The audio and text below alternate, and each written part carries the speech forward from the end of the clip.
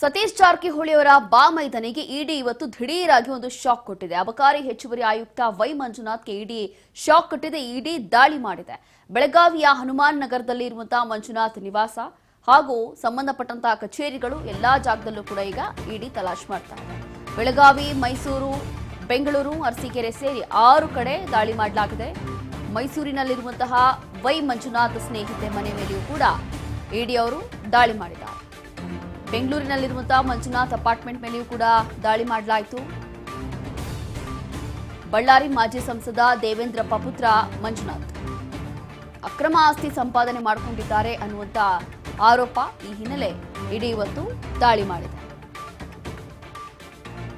ಸಚಿವ ಸತೀಶ್ ಜಾರಕಿಹೊಳಿ ಅವರ ಬಾಮೈದ ಸಂಬಂಧದಲ್ಲಿ ಮಂಜುನಾಥ್ ಈಗ ಅಕ್ರಮವಾಗಿ ಆಸ್ತಿ ಮಾಡಿಕೊಂಡಿದ್ದಾರೆ, ಸಂಪಾದನೆ ಮಾಡಿಕೊಂಡಿದ್ದಾರೆ ಅನ್ನುವಂಥ ಒಂದು ಆರೋಪ. ಈ ಹಿನ್ನೆಲೆ ಇಡೀ ಶಾಕ್ ಕೊಟ್ಟಿದೆ. ಸಂಬಂಧಪಟ್ಟಂತಹ ಕಚೇರಿಗಳು, ಅವರ ಮನೆ, ಅವರ ಸ್ನೇಹಿತೆ ಮನೆ, ಹೀಗೆ ಯಾವ ಜಾಗವೂ ಬಿಡ್ತಾ ಇಲ್ಲ. ಇಡೀ ಅಧಿಕಾರಿಗಳು ದಾಳಿ ಮಾಡ್ತಾ ಇದ್ದಾರೆ.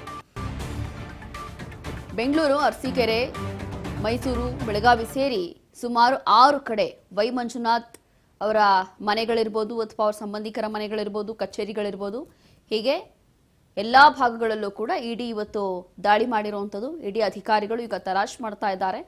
ಏನಾದರೂ ದಾಖಲೆಗಳು ಸಿಗಬಹುದಾ ಅಂತ ಹೇಳಿ. ಅದರಲ್ಲೂ ಕೂಡ ಅಕ್ರಮ ಆಸ್ತಿ ಸಂಪಾದನೆ ಮಾಡಿಕೊಂಡಿದ್ದಾರೆ ಅನ್ನುವಂಥ ಒಂದು ಆರೋಪ. ಹಾಗಾಗಿ ಆಸ್ತಿ ಸಂಬಂಧಪಟ್ಟಂತೆ ಏನಾದರೂ ದಾಖಲೆಗಳು ಸಿಗಬಹುದಾ, ಏನಾದರೂ ಡಾಕ್ಯುಮೆಂಟ್ಸ್ ಸಿಗಬಹುದಾ, ಅಥವಾ ಬೇರೆ ಏನಾದರೂ ಕ್ಯಾಶೋ, ಚಿನ್ನನೋ ಈ ರೀತಿ ಏನಾದರೂ ಸಿಗಬಹುದಾ ಅನ್ನುವಂಥ ಒಂದು ಉದ್ದೇಶದಿಂದ ಇಡಿ ಅಧಿಕಾರಿಗಳು ದಾಳಿ ಮಾಡ್ತಾ ಇದ್ದಾರೆ.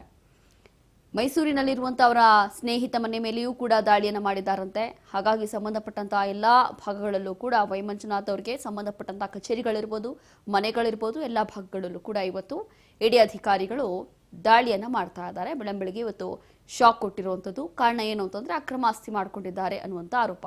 ಈ ಸಂದರ್ಭದಲ್ಲಿ ದಾಳಿ ಮಾಡಿರುವಂತಹ ಟೈಮಲ್ಲಿ ಏನಾದರೂ ಇಂಪಾರ್ಟೆಂಟ್ ಆಗಿರುವಂತಹ ಡಾಕ್ಯುಮೆಂಟ್ಸು ಅಥವಾ ಆಸ್ತಿ ಸಂಬಂಧಪಟ್ಟಂತೆ ಏನಾದರೂ ಡಾಕ್ಯುಮೆಂಟ್ಸ್ ಸಿಗಬಹುದಾ ಅನ್ನುವಂಥ ಪರಿಶೀಲನೆ